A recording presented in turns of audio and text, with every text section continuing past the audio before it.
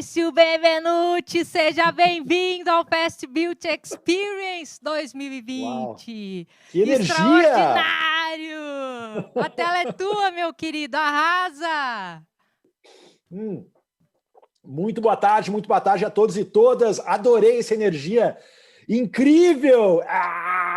Motivação, isso aí! Como é bom a gente interagir com pessoas energizadas, né? Faz o nosso dia, os nossos momentos ficarem muito mais incríveis. Legal. Respondendo a pergunta já antes de me apresentar, eu estou no Brasil neste exato momento, eu moro no Vale do Silício há 5 anos, eu vou falar um pouquinho da minha trajetória, mas este ano, por conta dos imprevistos que aconteceram, eu estou passando 2020 em território nacional. Legal. Ótimo, deixa eu abrir o cronômetro aqui na minha tela, porque como eu falo demais, eu sempre me policio aqui para não estourar o tempo, então cronômetro rodando. Turma, prazer imenso estar aqui em mais um Fast Beauty Experience. Fast Beauty Experience, que em 2019 eu tive o privilégio também de participar. Na oportunidade, ano passado, eu falei do Vale do Silício, de forma online também. O evento foi presencial, mas eu entrei online. E este ano estamos todos aqui de forma digital. Meu nome é Maurício Benvenuti, mais uma vez agradeço imensamente ao convite para poder compartilhar um pouquinho das minhas visões, dos meus aprendizados, daquilo que eu vejo morando no Vale do Silício desde 2015.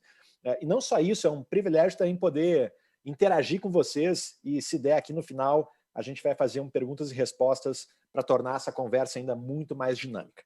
Legal? Turma, eu nasci na Serra Gaúcha, Maurício Benvenuti, mais uma vez, prazer imenso estar aqui. Eu nasci na Serra Gaúcha, nasci num município chamado Vacaria, de 60 mil habitantes, fica no topo ali da serra, já na divisa com Santa Catarina, próxima à cidade ao sul de Vacaria já é Lages, e eu morei 16 anos no interior do Brasil, digamos assim. E onde eu vou, para onde eu falo, seja nos Estados Unidos, seja no Brasil, eu sempre falo de onde eu vim, das minhas origens. E muita gente fala assim, Maurício, mas por que você fala tanto de Vacaria? E eu falo, olha, um dos pontos mais importantes que você tem para absorver na vida são os valores e princípios que você carrega. Então, se eu sou quem sou e tenho os valores que eu tenho, eu devo muito ao meu município. Então, é por isso que eu faço questão de mencioná-lo e tenho muito orgulho de ser vacariano. Tenho muito orgulho também dos meus pais. Eu sou filho de professores, meu pai é professor, minha mãe é professora. Tenho muito orgulho do legado que eles deixaram no segmento da educação. E meus pais, eles me criaram muito assim, sabe? Vai. Eu sou um pai hoje, tenho uma filha de 1 ano e 3 meses, Antonella, e sei o quanto difícil é criar um filho, mundo. E meu irmão mora em Toronto, no Canadá, eu moro no Vale do Silício, nos Estados Unidos, a minha irmã mora em Porto Alegre, e meus pais continuam morando em Vacaria. Então, enfim, meus pais criaram a mim e os meus irmãos muito para serem cidadãos do mundo. Então, tenho muito orgulho da forma como eu fui criado. Depois de passar 16 anos em Vacaria, eu me mudei para Porto Alegre, eu queria ser médico, eu tenho alguns médicos na família, enfim, fiquei 2 anos e meio tentando vestibular para medicina, não consegui passar, depois fiquei mais 2 anos e meio tentando me encontrar, né? E aí eu acabei, por influência do meu irmão, sendo estimulado a me formar em sistemas de informação na PUC, no Rio Grande do Sul, fiz uma porção de estágios, me estabeleci profissionalmente numa empresa primeiramente desenvolvimento de sistemas e depois de suporte a serviços de tecnologia. A empresa chama-se Service IT Solutions, uma das grandes parceiras da IBM na linha de software na América Latina. E depois de 5 anos nessa empresa, eu tinha atingido um posto dentro da estrutura de Porto Alegre que eu não tinha mais o que reclamar. Eu estava com um salário incrível, eu viajava todos os anos para o exterior, minhas férias eram ótimas, eu tinha recém comprado um apartamento, carro zero. Quando eu comparava meu salário com o dos meus pares, que tinham a mesma idade que eu, meu salário era ótimo, eu tinha nessa época por volta de 26 anos, 2006 para 2007. E quando eu atingi esse estágio da minha vida, digamos assim, acendeu uma luz amarela. Pá. Por quê? Porque minha vida estava conveniente demais. E por que a luz amarela? Porque, na minha visão, tudo que é a vida de uma pessoa com 20, 30 anos não pode ser conveniente. Não dá. Conveniência não combina. Assim, conveniência depois, né? Mas, assim, entre 20 e 30 anos, você está com energia de sobra para dar e vender, você vai dormir às 3 da manhã, acorda às 5, e você passa o dia inteiro. Então, eu comecei a ficar preocupado, porque eu disse, cara, não, eu não posso ter uma vida tão conveniente sendo tão jovem. E aí, como as coisas são, né? Foi nesse momento que eu conheci os fundadores da então desconhecida XP Investimentos. A XP, nessa época, não era nem uma corretora ainda, era um escritório de agentes autônomos de investimentos que operava pela Intra Corretora, né, na Florêncio Gartua, um escritório lá em Porto Alegre, cerca de 35 pessoas a empresa tinha nesse ano. E aí, em 2006 para 2007, a XP começou a pensar em expandir essa operação de Porto Alegre para o Brasil. E foi aí que nós nos conhecemos e o pessoal me convidou. Maurício, a gente não tem dinheiro para te pagar o salário que você ganha hoje, a condição de vida que você tem, mas a gente pode te oferecer aqui uma opção de ser sócio da empresa e se isso aqui crescer, todo mundo ganha, e se isso aqui não crescer, a gente vai se conhecer e vai pelo menos ter aprendido um bocado e ter se divertido bastante. Então, nesse momento eu tomei a minha primeira grande decisão profissional, que foi abandonar tudo isso que eu tinha, casa, comida e roupa lavada, né, e fui passar a empreender na XP Investimentos. Eu comecei a atuar na XP abrindo escritórios nas cidades do interior do Rio Grande do Sul, então eu pegava meu carro e saía rodando as cidades do interior para encontrar empreendedores que já tinham negócios no interior do Rio Grande do Sul, né, farmácias, supermercados, escritórios de advocacia, e por que não você também oferecer produtos financeiros sendo um parceiro da XP. Então, eu comecei fazendo isso no Rio Grande do Sul, depois fui para Santa Catarina, depois Paraná, depois interior de São Paulo, Rio de Janeiro, Espírito Santo, Bahia, Nordeste, Norte, Centro-Oeste. Olha, se tem uma cidade com mais de 200 mil habitantes que eu não tenha passado nesse Brasil, muito difícil, porque eu só fiz isso na minha vida nos primeiros 3 anos. Carro, ônibus, avião, rodando o Brasil, abrindo escritórios. A gente abriu 300 escritórios nesse período. Longa história curta, eu fiquei 8 anos e meio na XP até 2015. E olha só, eu nunca fiz essa conta, mas se eu fosse contar o número de projetos enquanto eu estive na XP, o número de projetos que a gente lançou e que deram certo, e o número de projetos que a gente lançou e que deram errado, possivelmente a gente mais lançou projetos que deram errado do que deram certo. É muito provável. A gente não tinha medo de errar, a gente tinha medo de não tentar, né? Então foram justamente essas tentativas, erros, esses aprendizados com os erros, tenta de novo, aprende de novo e vai. Foram essas sucessivas tentativas e erros que certamente não foi o elemento, mas esse foi um dos elementos que nos permitiram construir um negócio diferente dentro de uma indústria extremamente tradicional, regulamentada, cheia de normas e regras, que é a indústria financeira. Então, depois eu vim aprender o conceito do fail fast, fail often, que é muito comum no Vale do Silício, né? Fale com frequência, mas fale rápido, né? Então a gente não tinha nenhum apreço pelo que a gente lançava. Sabe quando você lança aquele produto e aí você fica com aquele apreço, e aí você não se desapega dele, você fica com aquela... Não, lançamos, deu errado, já volta, esquece, aprende, vai de novo. E isso nos fez realmente aprender muito ao longo do processo. E foi realmente uma escola. Ter participado da construção da XP foi uma escola, foi incrível. Em 2015, eu tomei a minha segunda grande decisão profissional, que foi sair da XP. E por que eu saí da XP? Nos vendo aqui no Fast Food, você tem que saber aquilo que você faz bem e principalmente aquilo que você não faz bem. Você tem que saber aquilo que você é bom, boa, aquilo que você não é bom, não é boa. Eu, Maurício, eu sou um profissional que eu agrego muito na bagunça, naquela confusão das empresas que estão começando. Ali eu faço a diferença, eu me estudo para isso, eu me capacito para isso, estudo para isso, eu me especializo para isso. Ali, olha, tem bagunça, me chama que eu vou, porque ali eu me proponho a fazer a diferença. Eu não sou um profissional que agrega estruturas organizadas, com processos, com boards. Então, quando a XP começou lá atrás, quando eu entrei, era uma grande bagunça, né? A gente se reunia, 40 pessoas, não tinha processo, já saía executando. Depois de 8 anos e meio, eu já tinha a Actis, que é o fundo da coroa britânica, como sócio da empresa, já tinha a DA, que é um fundo de private equity dos Estados Unidos, também como sócio, já tinha conselho, board, estruturas, níveis de governança muito mais profundos. E aí eu claramente observei que não agregava mais como eu agregava no passado, estava na hora de virar a página, assumir um desafio diferente na vida. E foi nesse momento que eu saí da XP, vendi as minhas ações e decidi trocar o Brasil pelo Vale do Silício. E por que eu fui para o Vale? Porque eu pensei, se é para eu me reposicionar na minha carreira, e deixa eu ir para onde as coisas estão acontecendo, eu quero abrir os meus horizontes. E o Vale do Silício, que é essa região na Califórnia, nos Estados Unidos, que nas últimas 6, 7 décadas vem construindo boa parte das inovações que o mundo consome, né? O Vale do Silício é uma região que entre a extremidade norte e sul é distante 80 quilômetros, e nesse raio de 80 quilômetros tem cerca de 35 cidades. Esse é o Vale do Silício. Nessa região nasceu Intel, HP, Google, Apple, Tesla, Netflix, Uber, Airbnb, GoPro e tantas outras empresas que fazem parte do nosso dia a dia, né? Então, quando eu cheguei nessa região e comecei a conhecer essas empresas a fundo e os profissionais que estão por trás delas, eu comecei a tomar um choque. Assim, tapa na cara. Porque ao começar a conhecer essa turma, eu comecei a ver claramente que as empresas dessa região, elas são criadas e são geridas com conceitos muito diferentes daqueles em relação àqueles que eu havia aprendido na minha graduação, na minha pós-graduação, no MBA que eu havia feito e na própria aplicação desses conceitos na minha empresa anterior, que tinha sido a XP. Né? Então, para mim, ficou muito claro que, Maurício, ou você se reinventa, ou você, né, desaprende alguns conceitos que até aqui foram muito importantes para você, para tua carreira até aqui, mas que daqui para frente não servem mais, e abre espaço na tua vida para aprender conceitos novos, porque certamente é isso que vai te levar daqui para frente. Né? Então, 2015 foi um ano super relevante para mim, porque eu me vi, né, nesse contexto completamente novo, recomeçando a minha trajetória profissional quase que do zero novamente.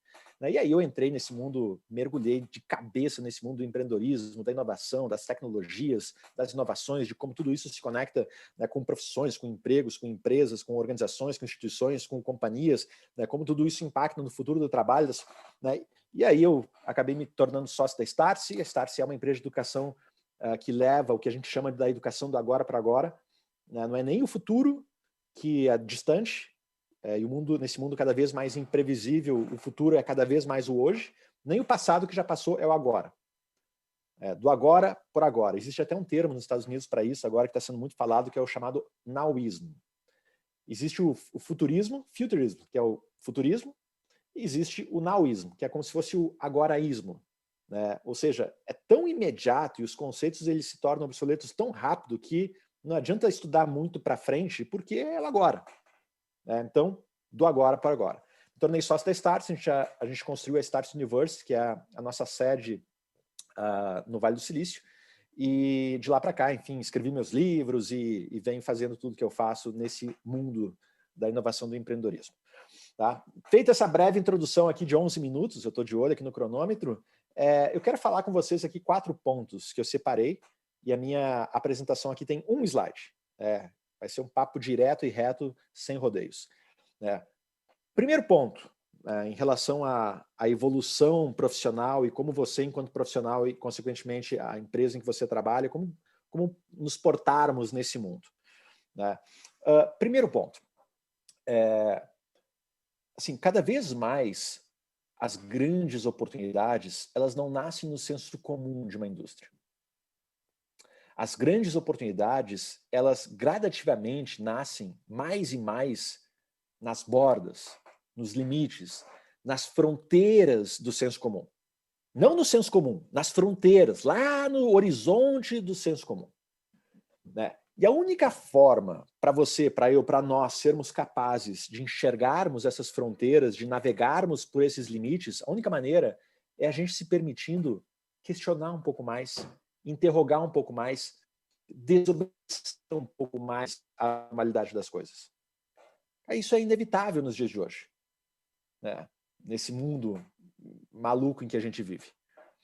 A gente está vivendo uma era, turma, onde verdades intocáveis, sabe aquelas verdades intocáveis, assim, verdades seculares que há um século é assim, a gente está vivendo uma era onde essas verdades absolutas, esses paradigmas, eles estão sendo questionados e muitos deles quebrados. As moedas virtuais estão desafiando as leis do mercado financeiro. Os aplicativos de compartilhamento de corrida estimularam a alteração nas leis do transporte municipal. Essa pandemia fez inúmeros paradigmas caírem por terra. Trabalho remoto e por aí vai. Ou seja, verdades inquestionáveis estão sendo questionadas e muitas delas estão caindo por terra, né? Por conta, hoje, né, do mundo oferecer cada vez mais possibilidades longe desse pensamento médio e dessa mediana de mercado. Então, assim, não tem nenhum problema em se questionar normas e regras e leis, até porque boa parte das leis que regem a nossa sociedade, elas foram construídas e escritas há 30, 40, 50 anos atrás num mundo completamente diferente, onde a grande maioria dos benefícios que nós hoje usufruímos enquanto sociedade nem passava pela cabeça dos redatores das leis de existirem. Então é natural que as pessoas comecem a questionar muitas coisas, porque hoje um mundo de possibilidades se abre, e sempre quando você quer colocar o novo no antigo, acontece, né, discussões.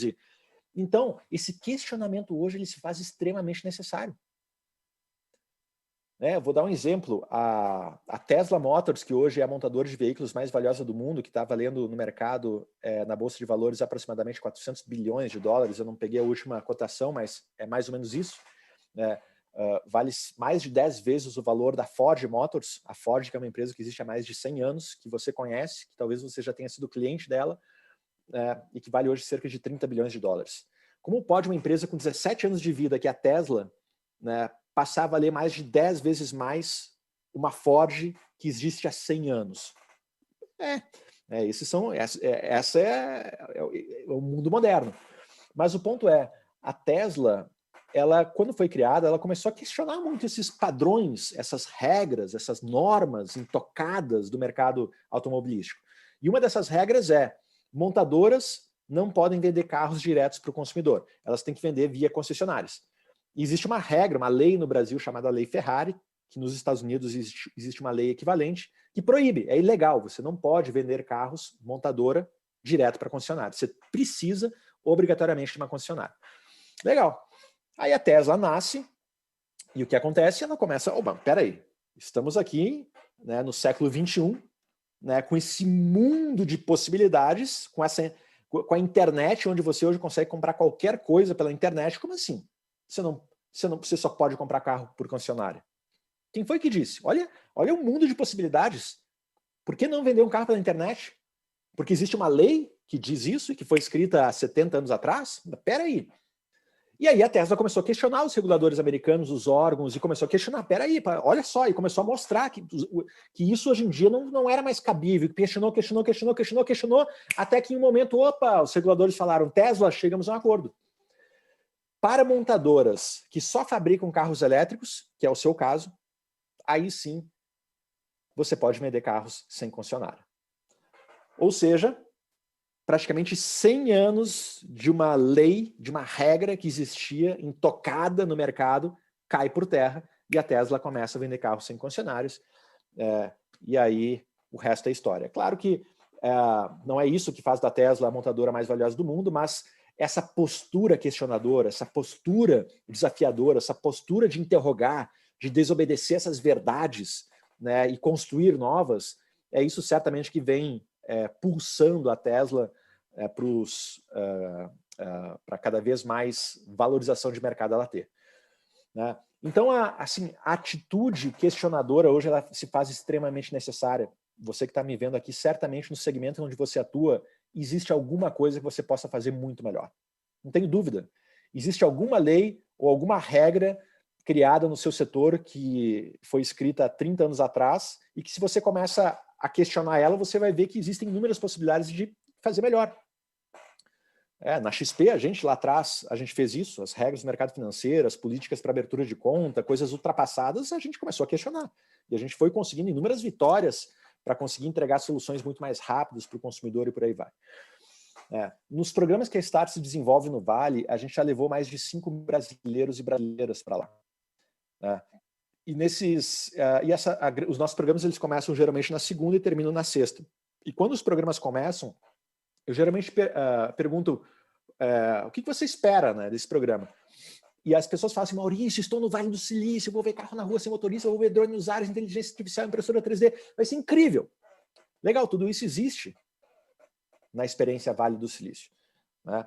Só que quando o programa termina na sexta-feira e eu volto esse questionamento e eu falo: meu amigo, minha amiga, o que você leva para o Brasil do que você aprendeu aqui? As pessoas falam: Maurício, não é a tecnologia que faz esse lugar. De longe não é a tecnologia. O que faz esse lugar ser esse pulmão de inovação que produz inovações em série há 6, 7 décadas são as pessoas. É o perfil inquieto, questionador, rebelde, desobediente das pessoas que estão aqui. É isso que faz esse lugar, não é a tecnologia. Se fosse a tecnologia, você assinava um cheque, dava um Ctrl+C, Ctrl+V na tecnologia do Vale em qualquer lugar do mundo. Mas por que você não copia Vales do Silício por aí? Porque é essencialmente feito de pessoas, é gente, é capital humano. Né? Você até consegue dar Ctrl+C, Ctrl+V na tecnologia, mas você consegue dar Ctrl+C, Ctrl+V nas pessoas? Não dá, porque é pessoas. Né? Eu digo que o Vale do Silício é uma troublemaker's land, é uma terra de causadores de problema. No bom sentido. Quem está lá está para causar problema, tá? Tá lá para quê? Para olhar os problemas que existem na sociedade e encontrar formas diferentes, melhores, mais eficazes, mais baratas, mais rápidas de resolver. Então, o primeiro ponto que eu queria compartilhar com vocês aqui é essa necessidade nos dias de hoje de questionar mais o senso comum. Para quê? Para você se afastar dele e começar a atingir as bordas, as fronteiras desse senso comum, porque é lá nas fronteiras onde nascem as grandes oportunidades, sabe, aquelas oportunidades transformacionais que transformam indústrias, que transformam setores inteiros da economia, indústrias inteiras. É fora do senso comum, é lá nas fronteiras do senso comum. E para isso, desobedecer um pouquinho mais se faz extremamente necessário. Ponto 1. Ponto 2. Olha, quando eu cheguei no Vale, da mesma forma que eu já expliquei aqui a minha experiência do tapa na cara e tudo mais, que eu comecei a tomar, mas eu comecei a ver claramente que as empresas que nascem no Vale, elas têm várias características em comum. E uma das características que essas empresas têm em comum, e consequentemente os profissionais dessas empresas também têm isso em comum, elas não são boas em 20, 30 aspectos, mas elas são surreais em 1, em 2, às vezes 3. As empresas que nascem no Vale, elas não se propõem a ser boas em uma porção de coisas, mas se propõem a ser surreais, fantásticas, incríveis, maravilhosas em 1 serviço, 2 serviços. E, consequentemente, os profissionais do Vale, eles não são bons em 20 competências, mas eles são surreais, autoridades em 1, em 2. Então, o ponto aqui é o seguinte: no teu joga fácil, naquelas competências que você se dá bem, que você tem facilidade, você tem que se propor a ser fantástico, fantástica nessas poucas competências que te diferenciam. Por quê? Porque não dá mais para você ser nota 7 em uma porção de coisas.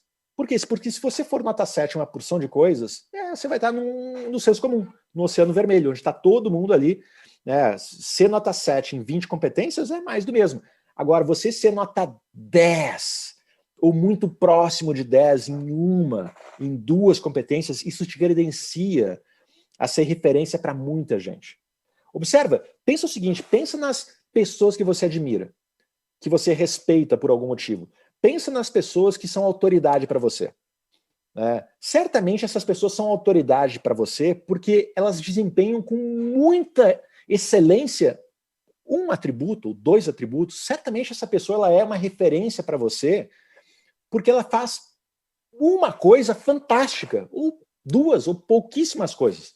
Essa pessoa não é referência para você porque ela faz 20 coisas mais ou menos. Certamente não é. Então, foca naquilo que você faz bem para pegar aquilo que você já é nota 9,5 e transformar em 10, ou muito próximo de 10. Gasta energia naquilo que você já é bom para transformar aquilo que você já é bom em melhor, porque isso te credencia a se tornar autoridade naquilo que você se propõe a fazer e entregar soluções cada vez melhores. Talvez enquanto muitos de vocês que estão me vendo aqui vão passar os próximos 10 anos das suas vidas só para fazer aquelas competências nota 0, 1 e 2 que vocês têm virarem 5, 6, 7, quando vocês poderiam gastar os próximos 10 anos da vida de vocês pegando aquelas competências que vocês já são nota 8 e 9 e trabalhando esses 10 anos, botando a tua raça, o teu suor, a tua energia para transformar essas competências 8, 9 em 9,5, 9,6, 9,7 em 10. Por quê? Porque se a nota 10 ou próximo de 10 em poucas coisas hoje te credenciam a muito. Dá um exemplo aqui, claro. Eu morei 4 anos em São Francisco e por conta do nascimento da minha filha eu troquei São Francisco por Santa Clara para trocar de um apartamento para uma casa. E aí eu assinava a AT&T, o pacote de TV a cabo da AT&T, que é como se fosse as TVs por assinatura que tem aqui no Brasil. Pagava $160 por mês. E aí, quando eu me mudei para Santa Clara, eu estava vendo muito propaganda do YouTube TV, que é o serviço de TV por assinatura do Google. YouTube TV. E eu pensei comigo, já que eu vou ter que trocar de cidade e residência, deixa eu testar o YouTube TV, porque ele custa $40, 4 vezes menos. E aí, se não for bom, depois eu volto para AT&T. Quando eu conectei a primeira vez e eu liguei o YouTube TV na minha televisão e apareceu a tela inicial, naquele momento em que surgiu aquela tela, eu disse, meu Deus, onde eu estava nesses 4 anos que eu não tinha consumido YouTube TV antes. Caramba! Assim, surreal. Mas assim, experiência, user experience máxima. Google, padrão Google de ser. Então aquilo aí, assim, onde eu estava comigo mesmo, que eu fiquei 4 anos pagando $160 por um serviço mais ou menos de TV por assinatura, quando com YouTube TV, 4 vezes menos pagando, eu chego numa experiência sublime, magnífica. Não volta mais. Então isso encanta. Assim, eu tô aqui, eu tô falando do YouTube TV, quando chegar o YouTube TV no Brasil, façam o teste para vocês conferirem com seus próprios olhos, mas isso aqui é marketing espontâneo, né? Que certamente pessoas como eu, impactadas como eu fui, devem estar falando isso para outras pessoas também, mundo afora. Então, isso é a consequência de você ser 10 naquilo que você se propõe a fazer muito bem, ou muito próximo de 10. Você cria esse efeito. O efeito da excelência, o efeito assim, do magnífico. Isso encanta as pessoas, isso aproxima, isso conecta. Então, eu vejo agora as revistas de negócio falando o seguinte, reportagem, as competências do mundo pós-pandemia. Pá, tá lá, 20 competências. Você tem que ser bom em 20 coisas, porque é isso. Cara, assim, o ser humano não consegue ser maravilhosamente bom em 20 coisas. É impossível. A gente não tem essa capacidade de fazer incrivelmente bem muitas coisas. Mas a gente pode se propor a fazer incrivelmente bem algumas poucas coisas. E aí sim a gente se tornar referência naquilo. Então o segundo ponto para falar com vocês é, naquilo que você se propõe a fazer, vocês têm que fazer e fazer 10, ou muito próximos de 10. Virar autoridade em poucas coisas. Se proponham a investir o tempo de vocês para se tornarem autoridades e referências em poucas competências. Por quê? Porque ser referência, ser nota 10 ou próximo de 10 em poucas coisas, te credencia muito mais do que você ser nota 7 em 30, em 40. Esse é o segundo ponto. Terceiro ponto, já falamos aqui sobre a necessidade de desobedecer um pouquinho mais, sobre se tornar autoridade em poucas coisas. Terceiro ponto. Para você atingir esse status, né, de autoridade, para você se manter relevante, para você se manter na vanguarda do que você faz, hoje em dia não existe outro caminho a não ser o da educação. A educação é o único antídoto capaz de combater os efeitos das atuais transformações. O único. Que efeitos são esses, Maurício? Os efeitos que a gente está vendo na economia. Tudo hoje se torna absolutamente mais rápidos, as competências têm prazo de validade cada vez menor, empregos que existem hoje não vão existir daqui a 10 anos, empregos que não existem daqui a 10, 15 anos vão ser normais na nossa economia. Esses são os efeitos. A consultoria americana Deloitte afirmou em 2016, há 4 anos atrás, que a meia-vida de uma competência hoje é de 5 anos. Ou seja, qual é o conceito de meia-vida? Tudo que a gente aprende aqui nesse evento incrível, tudo que a gente está vendo aqui no Fast Build 2020, tudo isso vai durar meia-vida de 5 anos. Ou seja, tudo que a gente está aprendendo aqui em 2025 vai perder metade do seu valor. E aí, para eu me manter na vanguarda do que eu realizo, eu vou ter que estar buscando outros conhecimentos e outras competências e, enfim, é assim que eu me faço relevante. Então, a educação é fundamental para qualquer um de nós profissionais nos mantermos relevantes dentro daquilo que a gente faz. Nos educarmos. A educação. Não existe mais ex-aluna nesse planeta. Se você se considera uma ex-aluna da universidade que você se formou, uma ex-aluna da PUC, ex-aluno da Federal, não existe mais. Porque ou você é um aluno para a vida toda, ou você vai ficar para trás. Porque ex-aluno nesse mundo não existe mais. Então, assim, a educação ela se faz extremamente necessária, e eu vou mais, assim, o conceito de você ser um lifelong, um aprendiz eterno, é vital nesse mundo onde as coisas perdem valor cada vez mais rápido. Lifelong learner, aprendiz para a vida toda. E aí, deixa eu compartilhar minha tela aqui para falar um pouquinho sobre isso, por que isso é importante. Esse aqui é um estudo da McKinsey. A McKinsey ela divulgou um estudo em 2016 ela fez o seguinte, ela estudou quantas horas foram trabalhadas em certos empregos nos Estados Unidos em 2016, né, e projetou quantas horas vão ser trabalhadas nesses mesmos empregos daqui a 10 anos, em 2030. Então, em 2016, foram 53 bilhões de horas trabalhadas em empregos nos Estados Unidos que exigem habilidades aqui chamadas de cognitivas básicas, que é aquele emprego que exige basicamente que eu aprenda, lembre e execute algo repetidas vezes. Sabe aquele emprego robotizado? Né? Aprender, lembrar e executar algo repetidas vezes. E a tendência é diminuir a demanda por esse tipo de atividade em menos 14 bilhões de horas nos próximos 10 anos, em função dessas mudanças todas que a gente está vivendo. Bem como tende a diminuir também a demanda por empregos que envolvem habilidades físicas e manuais, em função da automação, da robótica e da diminuição dos custos envolvidos com essas tecnologias, né? Tende a diminuir. Em contrapartida, tende a aumentar a demanda por empregos que envolvem habilidades cognitivas aqui chamadas de alto nível, que não é aquele emprego que eu tenho apenas que aprender, lembrar e executar algo repetidas vezes, não, é aquele emprego que eu tenho que avaliar, decidir, criar, usar o senso crítico, usar o que a vida nos deu aqui na nossa cabeça para projetar, né, coisas novas, tende a aumentar, bem como tende a aumentar também a demanda por empregos que envolvem habilidades sociais e emocionais e habilidades tecnológicas. Então, se esse estudo da McKinsey vai estar certo ou não, isso o tempo vai dizer, mas ele nos dá um tempero, um cheiro para onde caminha o futuro do trabalho.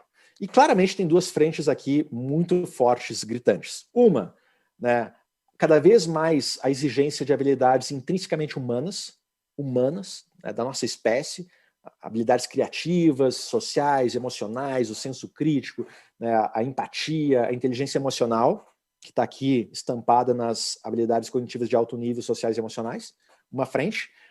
E a segunda frente claríssima aqui é o do desenvolvimento da consciência digital, das habilidades tecnológicas. Né? A consciência digital hoje, desenvolver isso é a matemática desse século.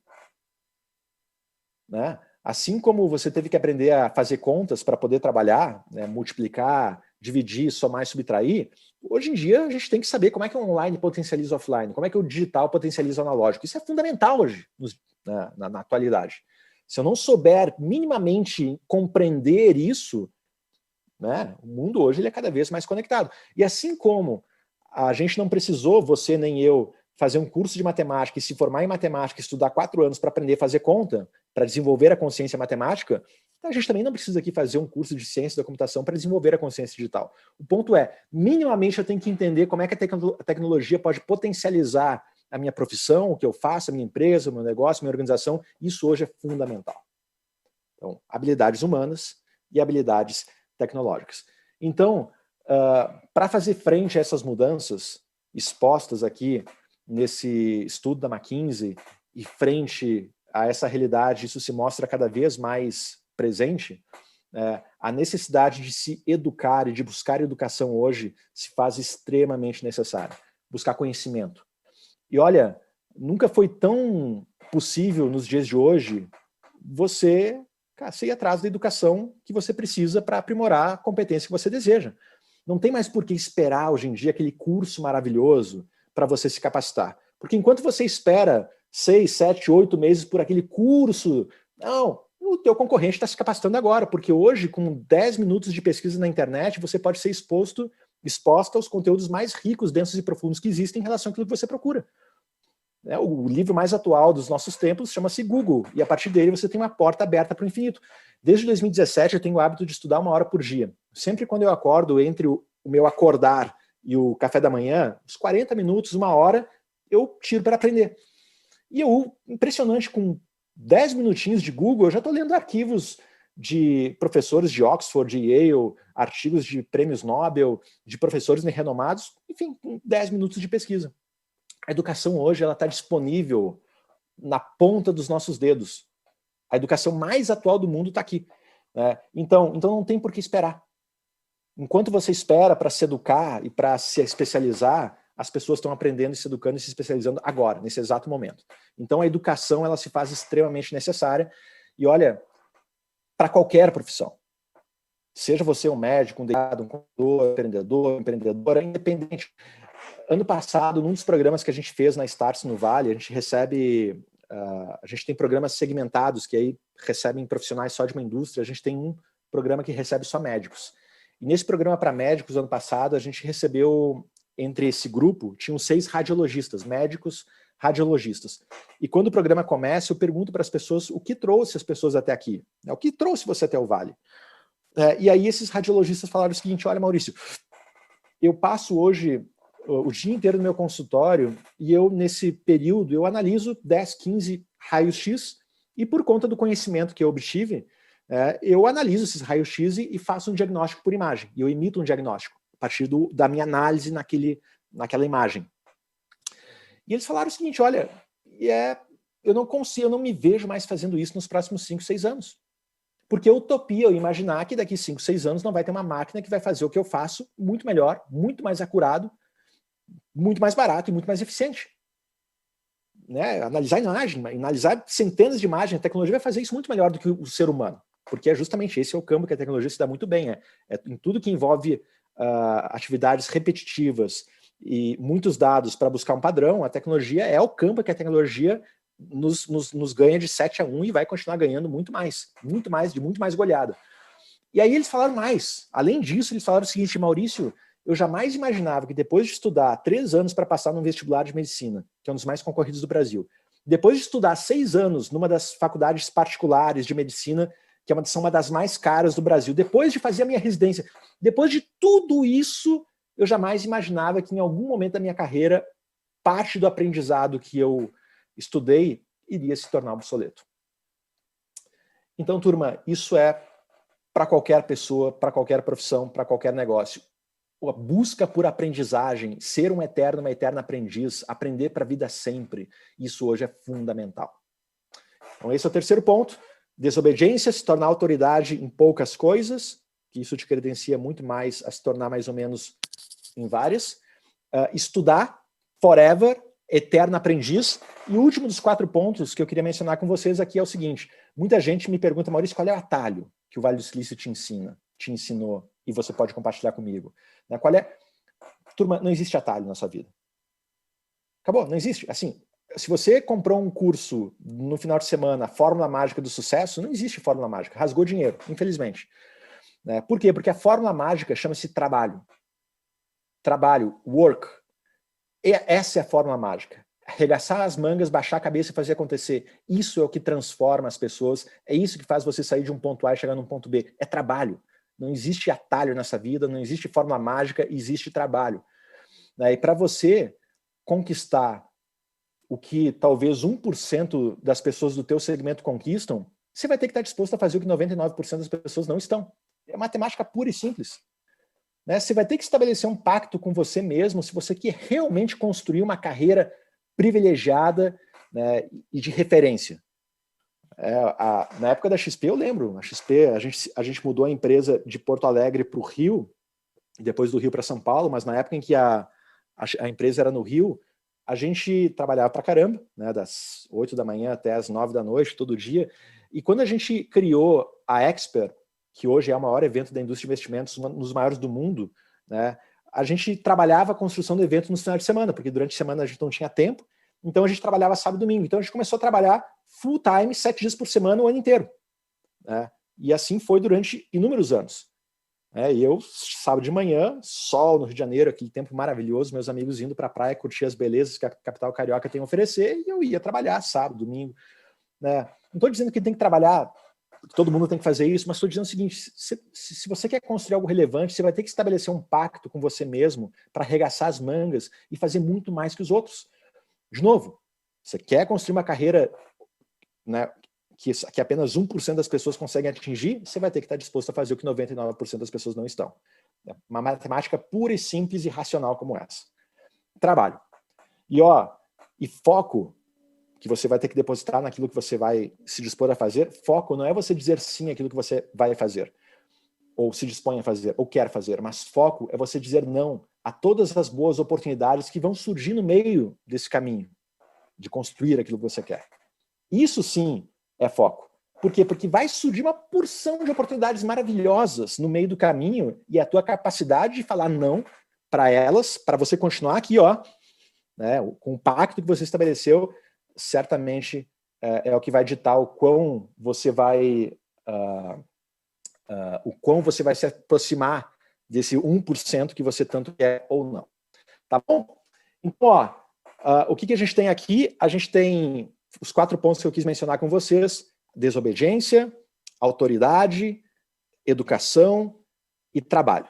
São as 4 palavrinhas aqui: desobediência, autoridade, educação e trabalho. As 4 palavras aqui mágicas dessa minha fala. E para encerrar, turma, qual é a próxima onda? Não a próxima onda. Qual é a próxima grande onda de inovação que a gente vai viver nos próximos anos? Você sabe qual é que é? A próxima grande onda de inovação que a gente vai viver nos próximos anos chama-se inovação de gente, a inovação de pessoas, a inovação do capital humano, do ser humano. Essa é a próxima grande onda de inovação que a gente vai viver daqui para frente. Todas essas inovações, essas palavrinhas bonitas que você vê por aí, machine learning, 3D printing, o virtual reality, tudo isso vai acontecer. As inovações tecnológicas, elas são imparáveis. Os movimentos tecnológicos, eles são imparáveis, não tem como parar. Desde a Revolução Industrial, quando a gente olha os últimos 200 anos, todas as tendências tecnológicas que surgiram nesse período, tudo que foi tendência, tudo aconteceu. Tudo que era tendência e começou, assim, não tem como parar isso. Agora, é a sua capacidade, a minha, nossa capacidade enquanto seres humanos de absorver todas essas transformações, entender como que eu utilizo tudo isso para potencializar aquilo que eu faço, a minha profissão, a minha carreira, a minha vida, meu negócio, minha empresa, a sociedade em que eu resido, a comunidade que faz parte do meu dia a dia. Essa capacidade de espécie humana de conseguir absorver todas essas transformações e nos reinventarmos, certamente, na minha visão, é a próxima grande onda de inovação que a gente vai viver. 40 minutos aqui no relógio, cravados. De antemão, mais uma vez, um prazer imenso estar aqui na Fast Build 2020. E eu fico disponível, se tiver espaço aqui para perguntas e respostas, fico disponível aqui para responder as perguntas que surgirem. Mas, de antemão, um grande beijo aí, foi um prazer estar aqui.